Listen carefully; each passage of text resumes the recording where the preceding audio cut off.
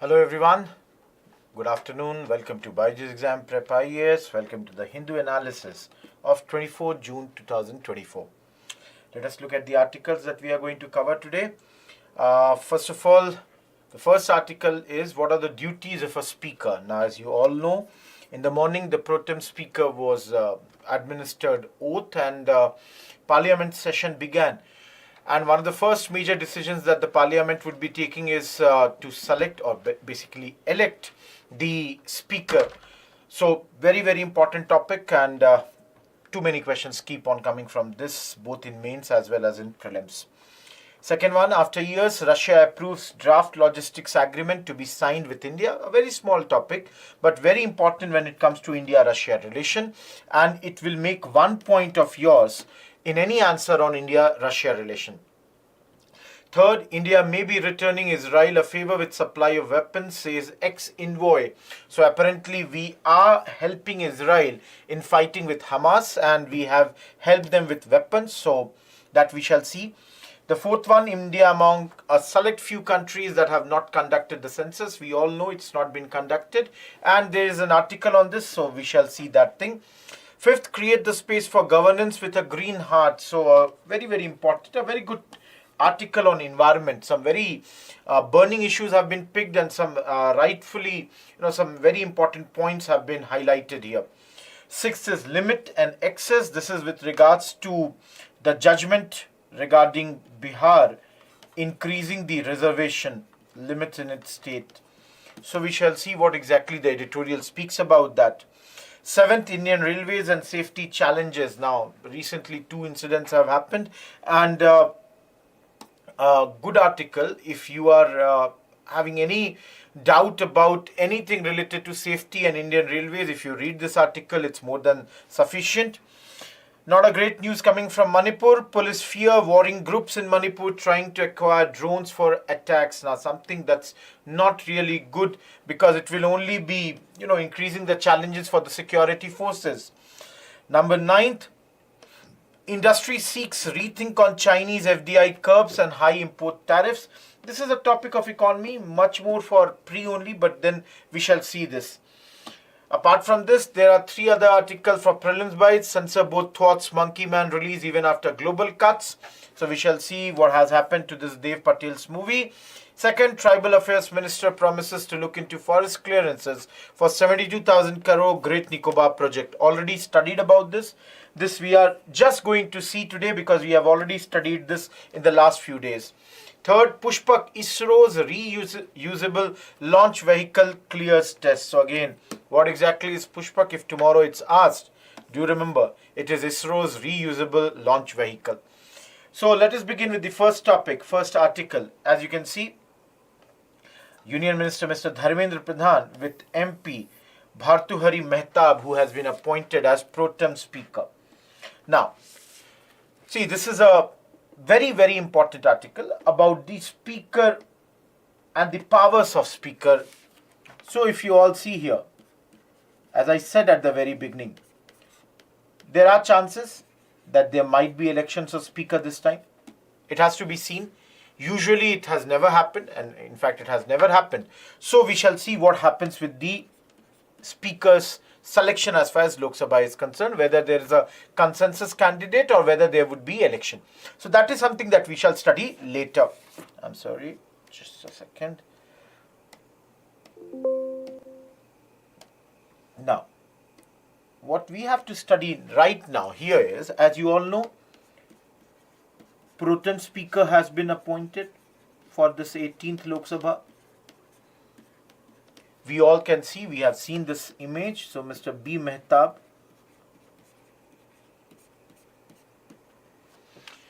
Now, why I'm talking about the speaker election might happen, because what has happened is that there are reports that deputy speaker's position also may remain with NDA. Usually since 1991, convention is that this position is given to opposition members.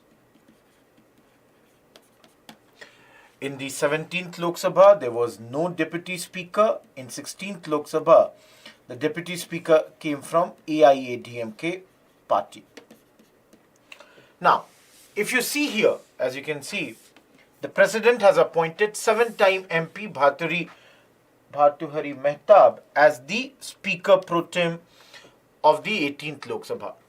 Now, Article 94 of the Constitution states that the Speaker of Lok Sabha shall not vacate her office until immediately before the first meeting of the Lok Sabha after its dissolution. Now, please understand, very, very important, I would say, topic, this one. As you all can understand, Speaker, for him or her, this Article 94 states this because this way the position of Speaker is never left vacant. That is why in 17th Lok Sabha, our Speaker was Mr. Om Birla. He continues till today. When in the first session of the Parliament today, of Lok Sabha rather, Mr. Bhartahari Mehtab was elected as pro tem speaker. Now, please do have an idea about some of the articles. So, if I talk about Article 95, subclause 1, it is written that when the position of speaker and deputy speaker is vacant, in that situation, the president would appoint any other member to perform the duties of the speaker. And that's why, as we saw, the president appointed the pro tem speaker here. Now, already we have studied about this point earlier. This pro tem word, the meaning of this, literally it means temporary or for the time being. I'm sorry. Temporary or for the time being. Not mentioned in the Constitution of India, so basically it is a conventional term which finds its mention in the Handbook of Parliamentary Affairs. You know, how the working of parliamentary affairs happens. In that, the handbook, it is mentioned. Usually, we have already studied, usually the senior most member is appointed, but this time the government has gone with the 7-term MP, Mr. Mehtab, and they were, opposition was saying it should have gone with the 8-term MP, Mr. K. Suresh. Now, Article 94, Article 95, now another very important article is Article 93. This is the article of the Constitution that mentions that Lok Sabha would choose 2 of its members, one as the Speaker and another as the Deputy Speaker. As I already said, every Speaker till date in our country has been elected unopposed. Though it is up to the President of India, it is the President who would notify a date that would be fixed by, in present case, her, that when would this election happen. Similarly, the date for the election of Deputy Speaker is also mentioned or fixed by the President. Now everyone, if you understand here, why is this position so important? What is the role of the Speaker? Everybody knows that basically the Speaker has 2 important functions. One, you all understand, to maintain or conduct the business of Lok Sabha. That is the first thing. Apart from that, Speaker has some very, very important power, and in this case, 2 important constitutional functions the Speaker has to do. Number 1, any bill, whether it is a money bill or not, that would be certified by the Speaker of Lok Sabha. So this is a very, very important function that the Speaker does. Apart from this, disqualification under 10th schedule of the Constitution, for defection that is there, that is also, decided by the Speaker of the Lok Sabha. So these are two very, very important functions that are done by the Speaker. So for this purpose, you have to elect a Speaker. So if you see here, there are some important data. Lok Sabha rules provide the Speaker with the powers of referral of bills introduced to standing committee and suspension of members for grave disorder up to maximum of 5 days. This is another function. Referrals of bills to committee have declined from 71% during 2009-14 to 16% during 2019-24. So you can see here the comparison is with the second UPA to the second NDA. During the UPA 2, 71% of the bills would be sent to the standing committees, whereas during NDA 2, hardly 16% of the bills are going over there. Now, as you all understand, right now, again, we are going back in the era of coalition government. BJP, though the largest party, has around 240 members and is dependent on its allies like TDP, your JDU. Of course, there are multiple allies. I remember Lokdal, Jan Sena, of course, Mr. Shiv Sena of Shinde group. Then you have JDS, you have NCP of Mr. Ajit Pawar. So there are so many such groups on which they would be dependent. So invariably, now, again, when we are in this era, the role of the Speaker becomes very, very important. It is expected that Speaker would refer many bills, important bills, to the standing committees for scrutiny. Again, last Lok Sabha, there was too many controversies with regards to the suspension of the MPs during winter season of 2023. So, again, here also, this time again, the Speaker's position would become very, very important. So, that's why this is a very, very important position here. Now, see, last portion here is what is the convention with regards to Speaker and Deputy Speaker. I have already told you since 1991, the position of Speaker would remain with the government and Deputy Speaker is given to the opposition. But as I said to you, last time, and let me tell you this before that only, when in 2004, UPA 1 came to power.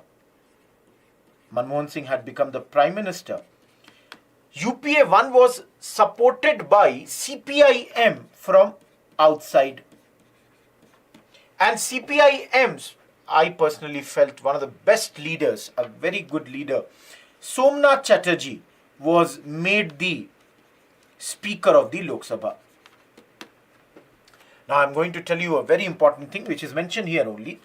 So he was the Speaker of the 14th Lok Sabha. Now, CPIM around 2007-8, they withdrew the support from the government because of the nuclear deal. They had, differences with Congress over there. But Somnath Chatterjee, he refused to resign from the post despite the fact that CPIM had taken back its support from UPA 1 in 2008. So he acted as independent over there. So this is some convention. What happens is, for example, in Britain also you can see, when the Speaker is once elected, he resigns from his or her political party to which they belong. So basically it means that now once they have been elected as the Speaker of Lok Sabha, they are not a member of any political party, but they are the Speaker at this point of time. This shows what? This shows the impartiality. So this article says that resigning from the party, resigning from their political parties on being elected as Speaker could be the first step towards demonstrating independence. And this article is basically talking about that the deputy speaker position, as the convention is, should be again handed over to the opposition in the coming session. That's the thing that they are speaking. So a very good article, talks about some very, very important things, and you can use this in your questions on your speaker's positions and powers. Moving ahead, not a very lengthy topic, but something which you can use in your India-Russia relations. After years, Russia approves draft logistics agreement to be signed with India. Now you can see, India-Russia mutual logistics agreement is ready for conclusion, with Russia approving the draft agreement. So you don't have to, go through the draft agreement. Simply understand that Russia has approved it. Now, what does it do? Basically, it simplifies military to military exchanges for exercises, training, port calls, and humanitarian assistance and disaster relief efforts. So this becomes simple. Now, let me tell you, this is not the first time that India is signing such a pact with any country. With many countries, we have signed it, prominent of them being, we have got this done with USA also. So that's something that you have to remember. Now this particular pact, it is known as Reciprocal Exchange of Logistics Agreement, RELOS, which, as you can understand from the headline, after years, it was delayed for many years.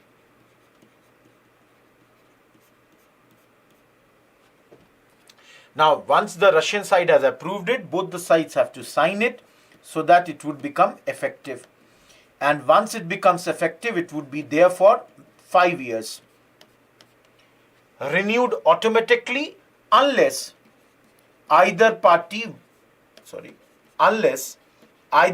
says that we don't want to renew it. Now, you all know, when it comes to India-Russia relations, we are very close partner, and our partnership, which is very close, is very much one of the pillars of that partnership is the defense cooperation. In fact, it is the major pillar of India-Russia strategic partnership. You can see, and is guided by the agreement on military technical cooperation. So please remember this. As you all can understand, 2021 to 31, this agreement for the decade which was signed between the two sides, between India-Russia 2+2 dialogue. Similarly, here there is a Navy to Navy cooperation also which is in talks. And in this article, it is mentioned that amongst the three services, that is Air Force, Army and Navy, it is the Navy which uses this the maximum. This has, been the biggest beneficiary of this particular arrangement. So this is the second topic, and I would say something that you can remember for Indo-Russia relation. Moving ahead to the third topic. Now, India-Israel relation. India-Israel relation. Now see, their ex-envoy has said, and everything that is important I have written over here, that India might be supplying weapons to Israel as a sign of gratitude for the help that Israel had given to us during the Kargil War of 1999. So clearly they are saying, and this is Mr. Daniel Carman, no need to remember his name. He is former Israeli ambassador. Now please understand, this is a speculation. This is a speculation that India has supplied drones and artillery shells to Israel because Israel had ran short of these items in their war with Hamas, which has been going on for more than 8 months. Spain, we have already covered this article then. Spain had prevented the cargo vessel Marianne Danica from docking at the port of Cartagena as it was sailing to a port in Israel, which was carrying 27 tons of munitions meant for the Israel Defense Forces, also in short written as IDF. So clearly, based on this, everybody is saying or speculating that India has definitely helped, Israel. Now, in this article, one very interesting thing is, you can see New Delhi was supplying Israel with advanced Hermes 900 drones manufactured in Hyderabad. Great story, make in India. So, Hyderabad factory was set up to cater to the requirements of Indian military forces. But it had to rush 20 units of them to Israel, which faced a shortfall during its war with Hamas in the Gaza Strip and with the Hezbollah in Israel's northern border with Lebanon. So clearly, this is going from Hyderabad. Now, the important thing is why only this company or factory? The Hyderabad factory is a joint venture between Israel's Elbit Systems and Indian industrialist Gautam Adani's Adani Group. So you can understand this is a close collaboration between Israel and India. Now, as far as India is concerned, please remember, neither we have confirmed nor we have denied. We have not said whether it is true or whether it is false. We haven't said any of this. But then you can understand all those who are opponents of Israel, they have picked up this news. So, Iranian news agency have written that India has provided large amount of weapons to Israel. So you can understand we do not want to get into this blame game, and that's why we have remained neutral. We are saying neither we are confirming nor we are denying. What we want is that this war should come to an end. And we are also saying that Palestinian state should get created so that this Israel-Palestine dispute can come to an end. So that's your third article for the day. This is something that, remember, for India, Israel, if you are writing anything, any question, this is one point which can be a point in that. Fourth, now please understand, this we have studied many a times. You all know, last census which was conducted in India was in 2011. Every 10 years we conduct the census, and the next census should have happened in 2021. But then it got postponed because of COVID, and right now also we don't know when it will happen. So this was indefinitely postponed. Now you can see there are one chart is given and one table is given. Not much is here mentioned, but then if you see, the chart shows the year in which the latest census was conducted in 233 countries. Countries colored are yet to conduct the latest census. Countries colored blue did it before pandemic, and those which are dark blue have done it, after or during pandemic. So you can see here, this dark blue usually is here. Then this brownish portion is something here, and red is here. So as left you are on the chart, that means that old your census is. So if you see, countries which did the census before 2000, two countries, Somalia and Iraq, you can see clearly. Then further 2001 to 2009, you can see Nigeria is there, Ethiopia is there, Syria, Yemen, Ukraine, Nicaragua, India, Myanmar, Sri Lanka. These are the countries. So the thing is, we in this category, and when you look at population wise, India is one of the large country, having the second largest population in the world, and Nigeria is another country which is very big. So you can see India and Nigeria are the only two yet to conduct a census. If you consider the only 10 largest countries population wise as far as the world is concerned, we are the two nations. Even China, US, Indonesia, they have done the latest census round in 2020. Pakistan, which is fifth largest country population wise, they conducted their census in 2023. So what I'll do is, just give me a second, I'll use the eraser and rub this. So please remember, for us, the important points that come out of this is, I want you to remember for our exam, that before 2000, before 2000, two countries who did the census were Iraq and of course Somalia. Countries who did their census before the pandemic itself and have not done the next one, please remember the name of India. Of course, the big nation is Nigeria. Because Ukraine is so much in news, so do try to remember the name of Ukraine also. And Sri Lanka, and Sri Lanka is in our neighborhood. Myanmar is in our neighborhood. These two are our neighborhood states. So you can remember these have done the census before the last pandemic only. Now during your pandemic, the nations who did their survey, none of them are something which has to be mentioned. But then this I have already mentioned: China, Pakistan, even Russia, US, Brazil. They all did, and you can see in our neighborhood Nepal and Bangladesh, they did this thing after pandemic. So if you can remember, 143 countries conducted census during pandemic or later. So please understand, Table 1 is only highlighting who all have done it, who all have not done it.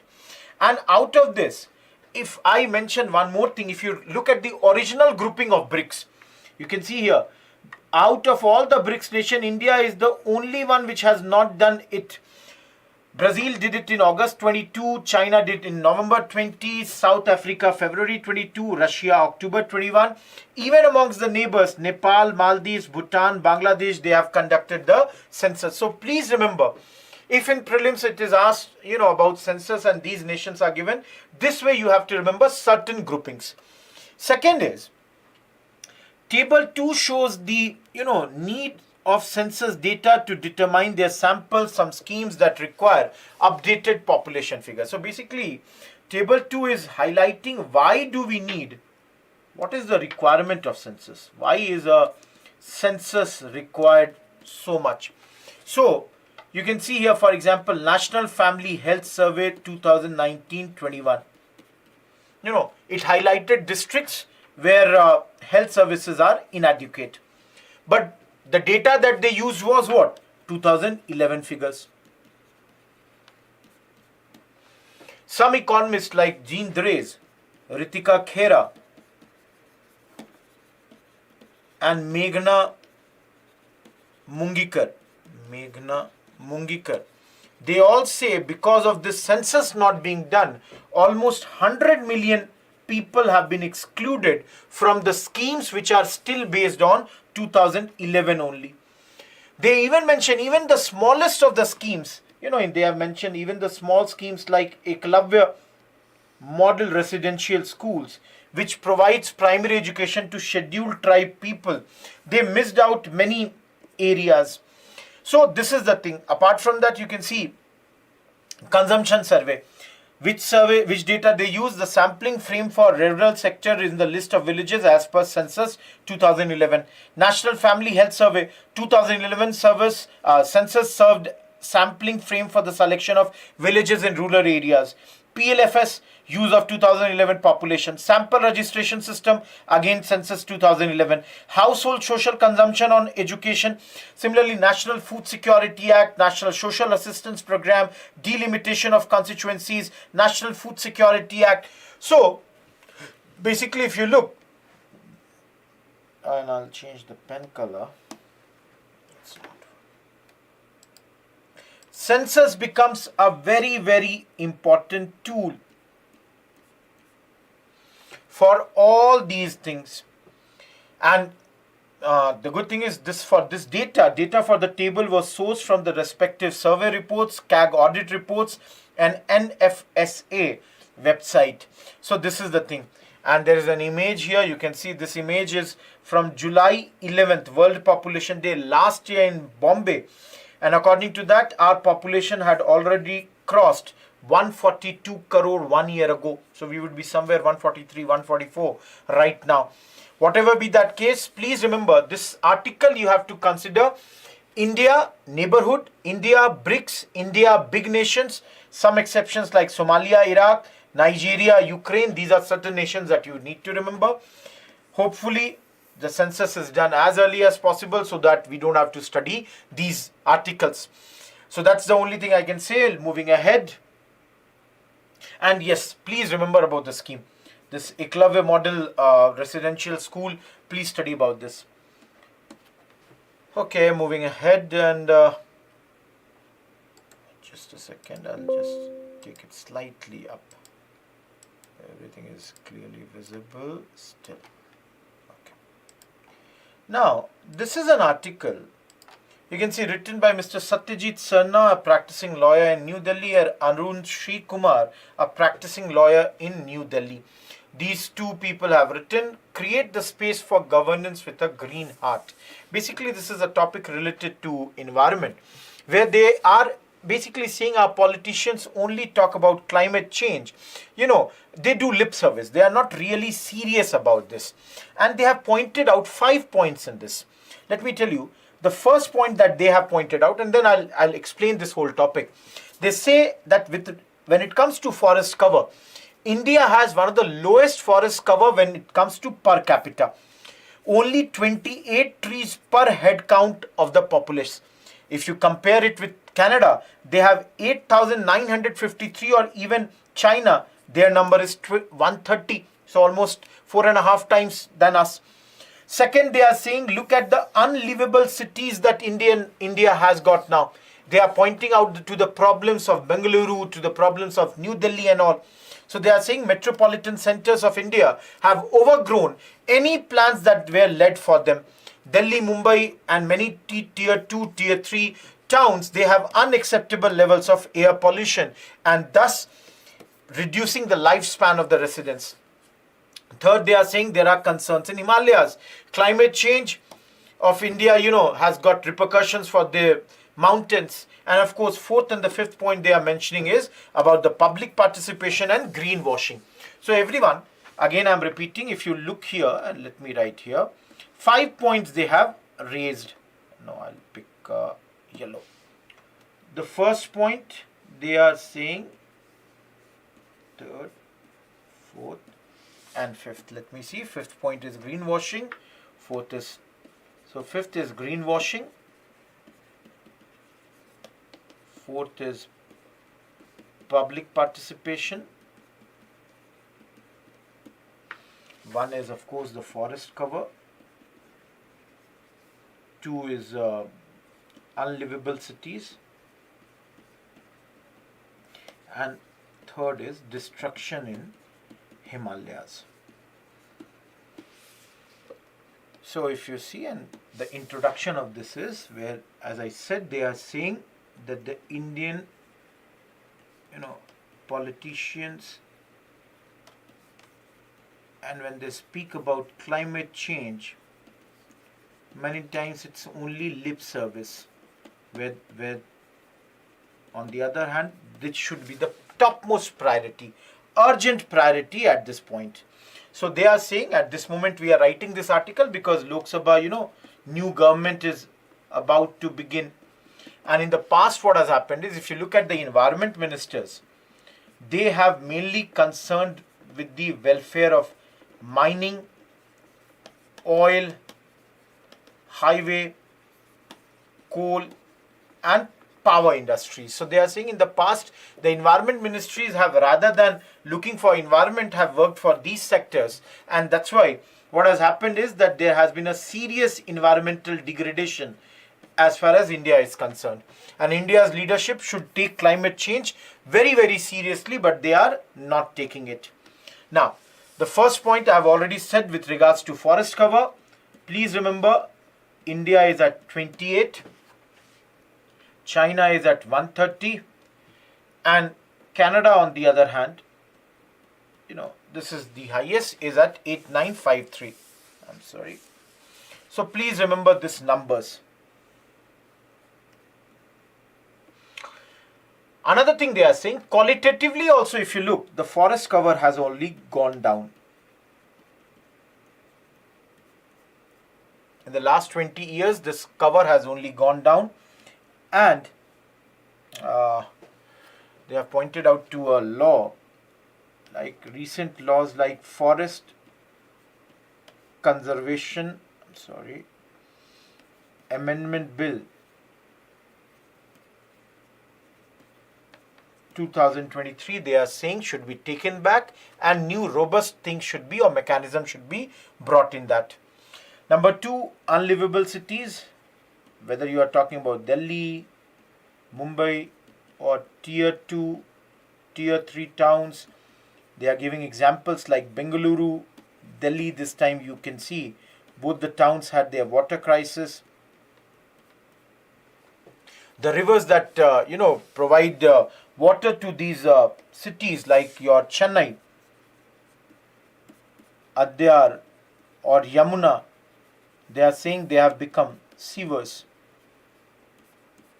In all the green spaces, water bodies, there are only buildings that have been made. And they are talking, when it comes to sewage treatment, hardly India treats 28% of its sewage. Then comes your destruction in Himalayas. There are concerns with regards to Himalayas, some very, very valid concerns. Why? Glaciers are depleting very, very quickly.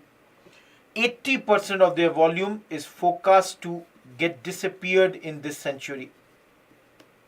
Similarly, if you see the rainfall pattern, temperature pattern, they all have changed. And this is not that it's being faced only in the North India, but even they are saying that even in areas like Ladakh, people face this. Wetlands are totally, disappearing. All these are the issues. Fourth, they are saying public participation. The thing they are saying is that the problem lies because government does not involve public. Environmental impact assessments, EIA mechanisms have only become check boxes. And many ill-considered steps have been taken in the last few years. For example, they are mentioning about the Char Dham project. They are saying this Char Dham highway that is being carried out is very, very ill, advised. It should not have been done. Would lead to a lot of deforestation. And last is greenwashing. Ill-advised policies, mainly thinking about commercial interests. All this has affected environment, and that's why the writers are saying that a conscious focus should be rather on improving the condition of our environment. And last time you can see, if the government is to truly be the steward of the people, it must start by taking a hard look at the physical health of the country.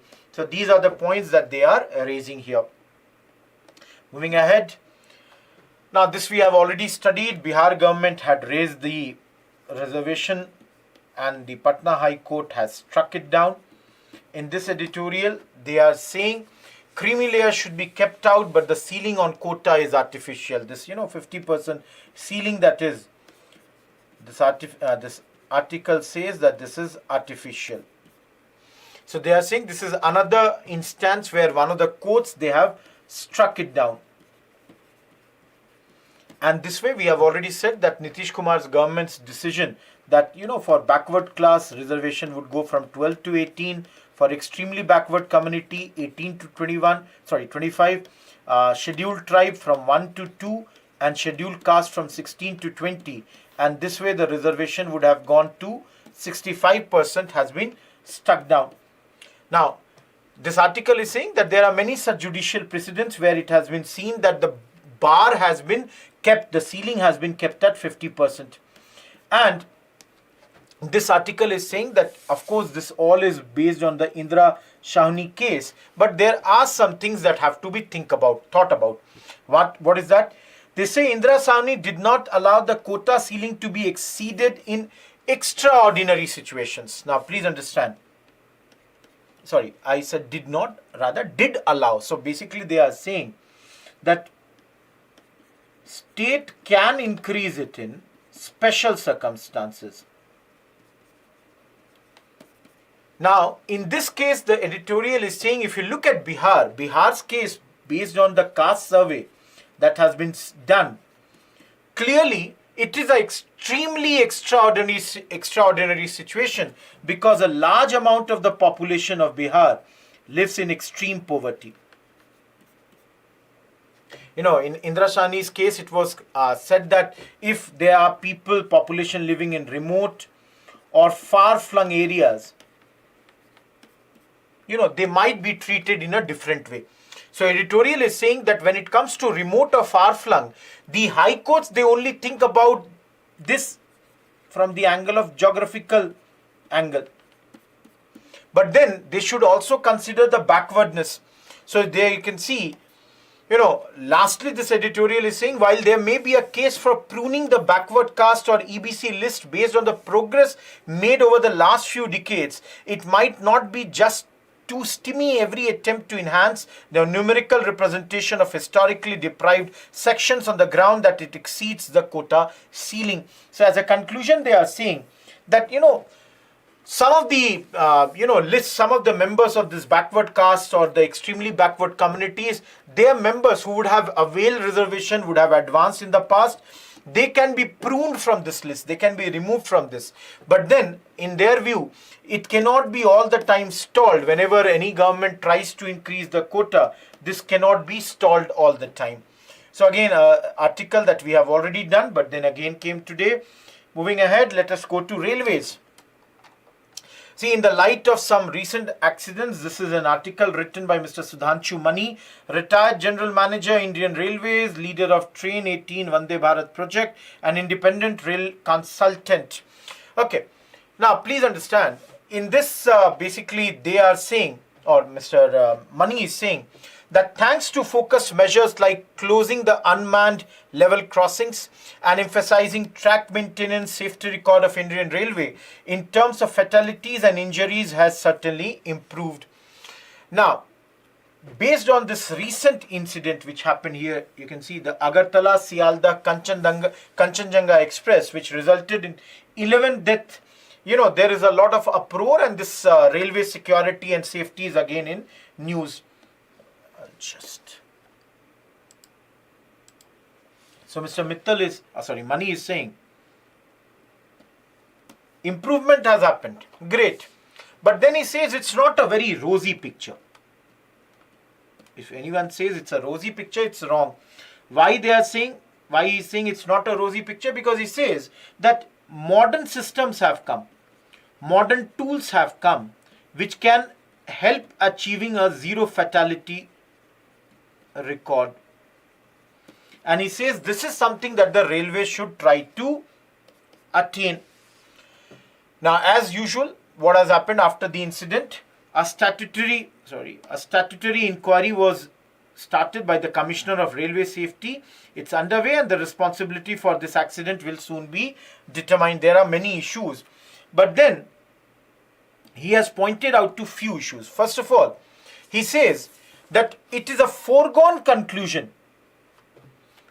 Inquiry is going to happen or is already underway, but it's a foregone conclusion that the crew of this train, container train, the station master, and perhaps even the signal maintainer will be held responsible for ignoring the stipulated automatic signal territory protocol. Now, what he is saying here is that in every incident, this is a pattern where the lower level functionaries, they are accused of all the mistakes. But he says, rather we should look at somewhere else. What is that? He says, first thing is the information management and communication of Indian Railways. Now here he is saying that chairperson of the railway board, even before this inquiry is going on, already declared that container crew disregarded the signal, and that is the primary cause. And she also mentioned that both the crew members had died. Now the author is saying the first point, that they were responsible, partially may be true, But the second point is wrong because assistant loco pilot had survived. So first of all, he's saying how you are doing this information management, how you are communicating, this has to be looked into. Second point he's saying is, look at the slow rollout of Kavage. Now, what is Kavage? Those who know, we have studied it many times. This is an indigenous signaling system that is used to avoid collisions. So now if we have a system, why are we not integrating it? Why are we not using it in all the lines? The problem, she says, is that there is a limited capacity in supporting industry. So again, the author is saying if there is a limited capacity in the supporting industry, it is the responsibility of railway to encourage them. Now I have brought a picture. See here. This is the Kavage that we are talking about. You know, this Kavage was introduced after almost a trial of 1400 kilometers, which was done on South Central Railways. And it was preferred over the European system known as ETCS level 2. So almost since 3 years this Kavage is being executed as far as our railways is concerned, but this has been very, very slow. They are saying, you know, the article, the editor, the author is saying, if we were sure that Kavage is better than this, why can't we do it faster? They are saying wherever this target has been done, for example, on the Delhi-Havra, Delhi-Mumbai section, where it was thought to implement Kavage, we have missed the deadlines. Last year also, if you see, there was a, accident report on the Vizianagaram train accident.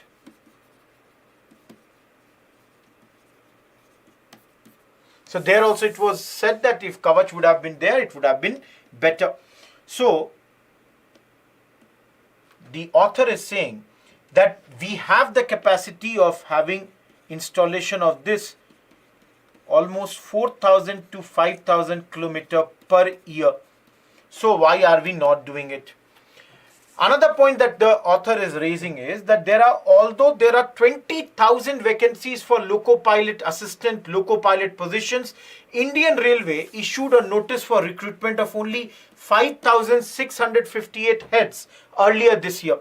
And when the issue was raised, this was increased to 18,799 heads.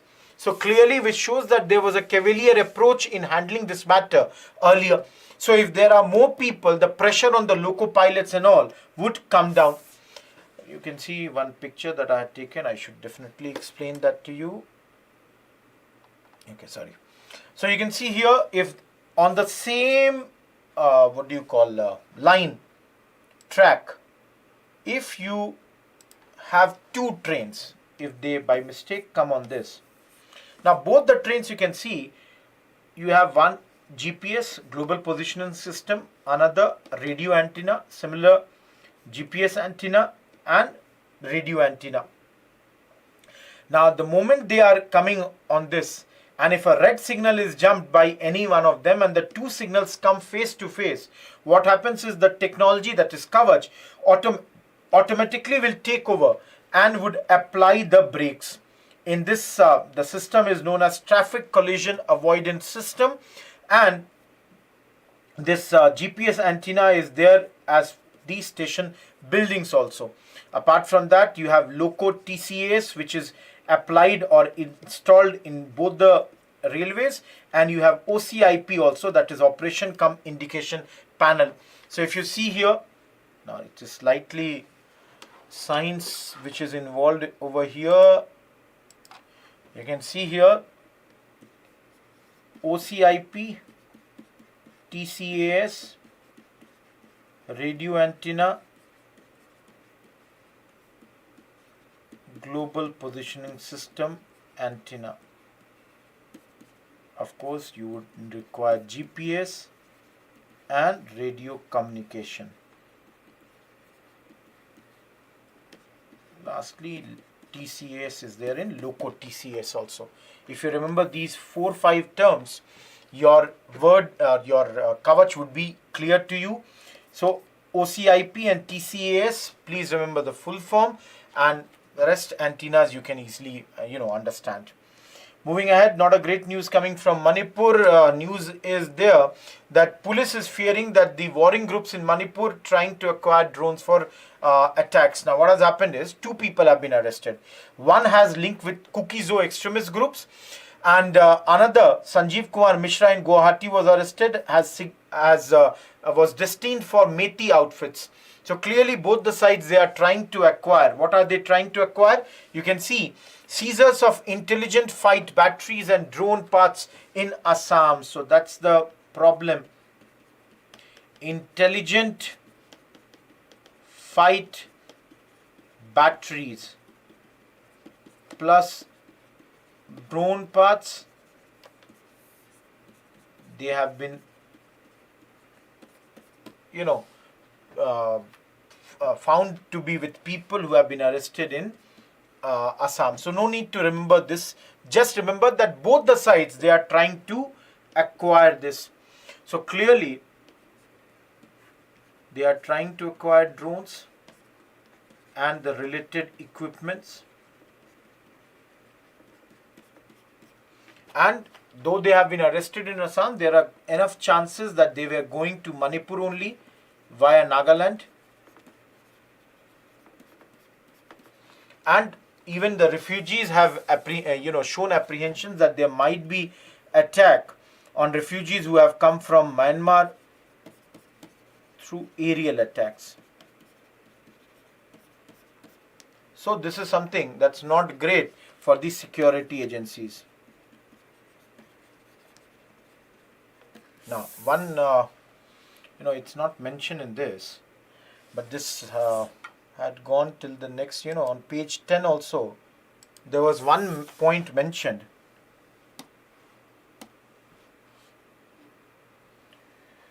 Okay, just a second.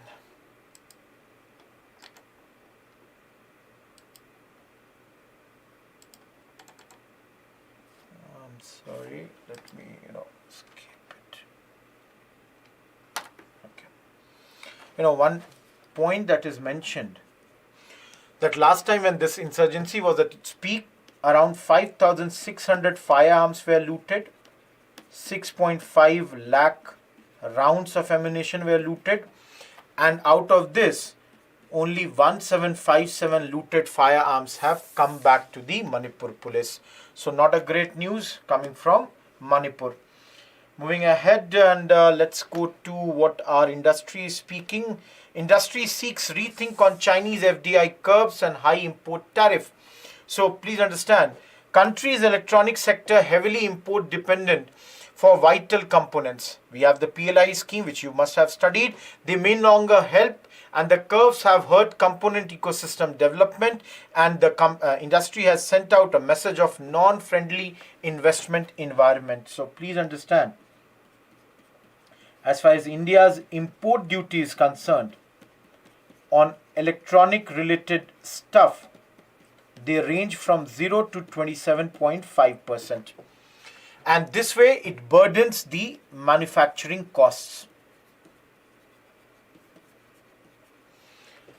Now, there is, along with this, Chinese FDI curbs and of course the high import tariff. So the industry is urging the government that they should rethink about this investment flow, and they should allow the movement of skilled personals to come from China. They should slash the import duties, that is, import duties should be brought down, because this import duties, what they have done is they have made our electronic industry uncompetitive as far as the whole world is concerned. Now, this was introduced again around April 2020. The PLI scheme. Now, those who know this PLI, Production Linked Incentive Scheme, which was started for large scale electronics manufacturing.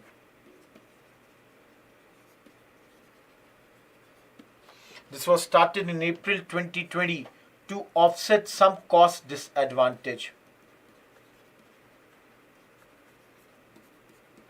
And our industry people are saying that now this is not something that is of great help. They are flagging that we are not in competition with countries like China, Vietnam, and overall this PLI is grossly inadequate to negate the overall disability as compared to China and Vietnam. So this is the major point that comes under this. In the last paragraph, they have mentioned India's import duties on 118 electronic related tariff lines, as you can see, range from 0 to 27 point, with the largest number of components falling in 10 to 15% range, burdening manufacturing costs.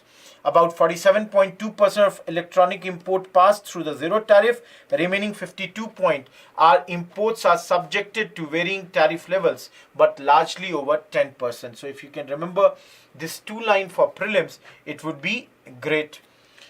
Moving ahead to the prelims portions. Now, censor board thoughts Monkey Man release even after the global cuts.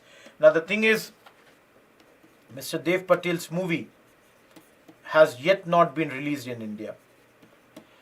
Why? Because the Center Board for Film Certification has not banned it. They have not banned it, but then they haven't simply scheduled its screening for its advisory panel.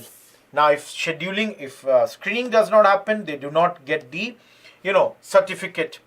Now, even though this movie has already made the changes from its original cut, and they have cut all those scenes which emphasize, now please see here, the relation between religion and politics.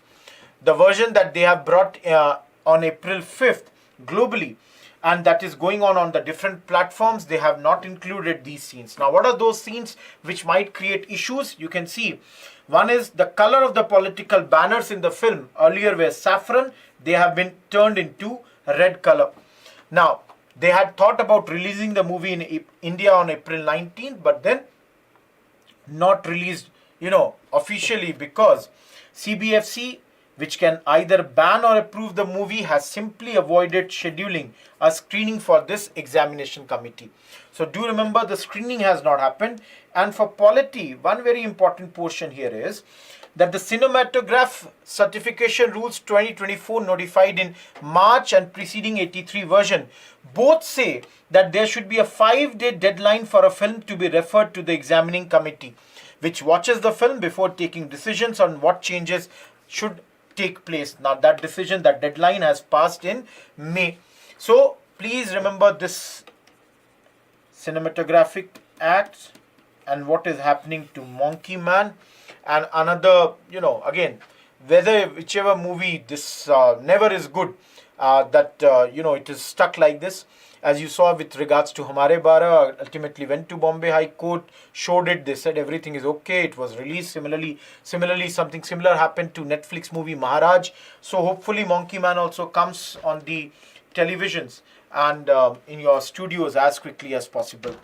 See, this is an article which we have already done earlier, 72,000 crore project going on in Andaman and Nicobar Islands. Mr. Joel Oram, the Tribal Affairs Minister, has said that he will look into this 72,000 crore project, which some say are violating the forest as well as the land rights of the tribals. And environmentally also it might not be that great. So this is something that we have studied, so I'm not going to do it again. But please remember about Great Nicobar project. Apart from this, Pushpak, ISRO's reusable launch vehicle clears test. Now, what is exactly Pushpak?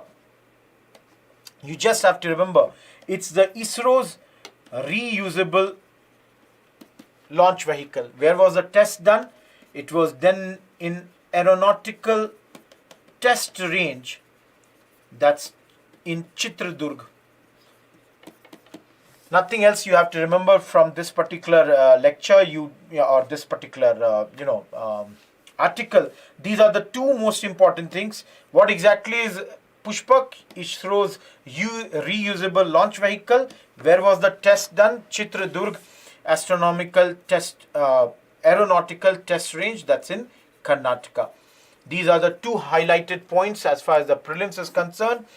Let us look at the mains questions for the today. Question 1 is India stands at the cusp of serious environmental degradation which can be stopped only by consciously adopting green policies while the country pursues the goal of becoming a middle income economy. Analyze. Question number 2, while explaining the process of selection of the Speaker and Deputy Speaker of the Lok Sabha, also discuss their main constitutional duties.